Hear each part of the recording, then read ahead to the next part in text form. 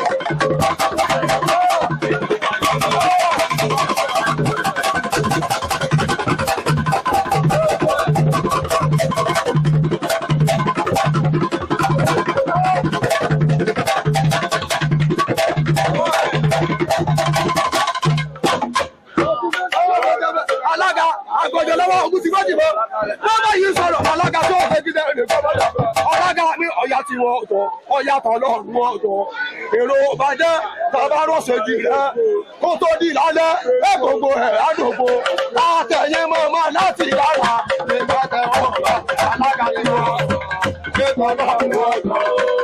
Èrò bàjẹ́ bàbá rọ̀ṣẹ̀jì kó tó di lálẹ́ gbogbo ẹ̀ àdògbò alága gbogbo àbẹ́kọ̀yọ̀ èmi ò ní gbàgbé bàbá wò ní tẹ́lọ̀ mọ́ bí mi sí i. Ọmọ àgbọ̀jọ lọ́wọ́ wú ọmọ àgbọ̀jọ lẹ́wọ̀ wú àgbọ̀jọ lọ́wọ́ wú ọ̀gá mi kọ́ sí ẹ̀bẹ̀ lọ́wọ́ ọ̀gá.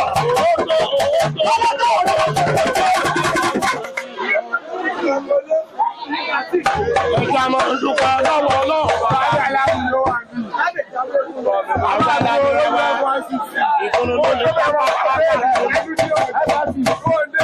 ọmọ ẹlẹ́ni ọ̀sà. Jagunjagun bàbá wọn ṣe lóko wọn ìka ìhòòhò wọn ìwà láàrin oko ìwádìí bàbá wọn ti jagun.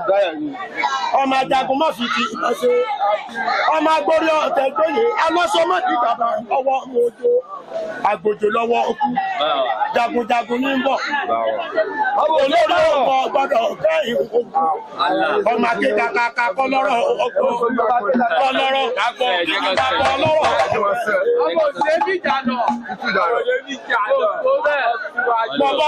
mọ̀bọ̀ dúpẹ́ o olórí ọmọ bàbá ọ̀gá ìlú àkùfọ́ òkú tí ń dó ti ìkẹ́ra ti ìkẹ́ra ògbójúlógún sọ máa jẹ́kù àjọṣe ìrajà tí ń béèrè alápá mẹ́jọ ọjàba ìṣí òkú ọjọ́ méjì ọmọ ẹ̀ta òkú ọjọ́ gbọ́rọ̀ ewé ń bẹ òògùn ń bẹ owó ń bẹ ọjà ń bẹ gbajúmọ̀ kan ṣe tiẹ̀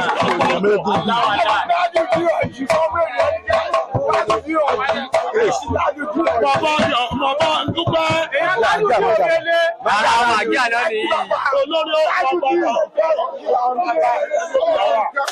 o ti mú wà ọjọ́ bàbá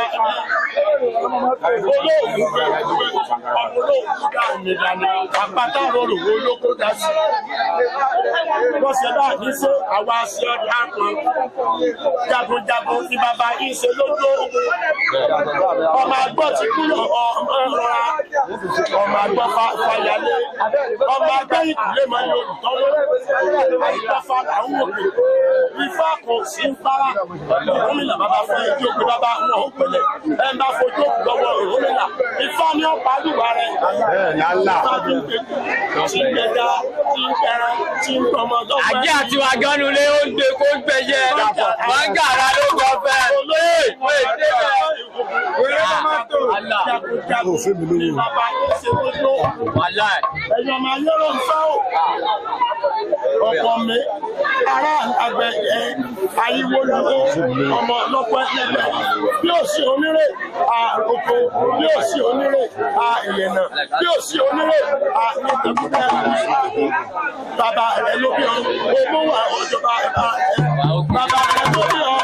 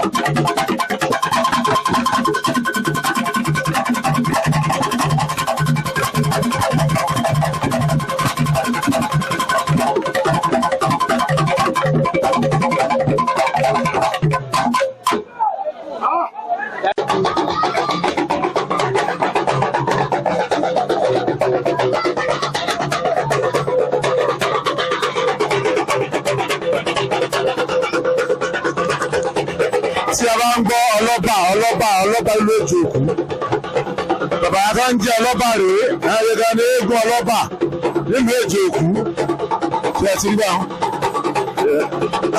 ọmọ abúlé kàlà méjì.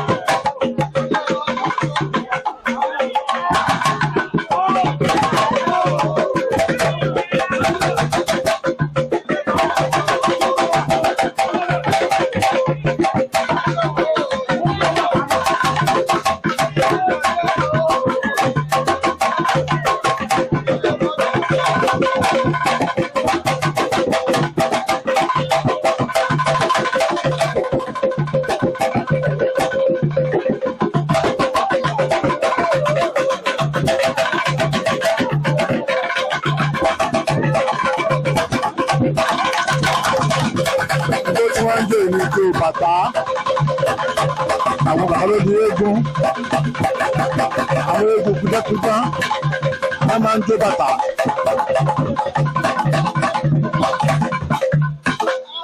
táwọn elébo ń pè ní break dance òun ní bàtà.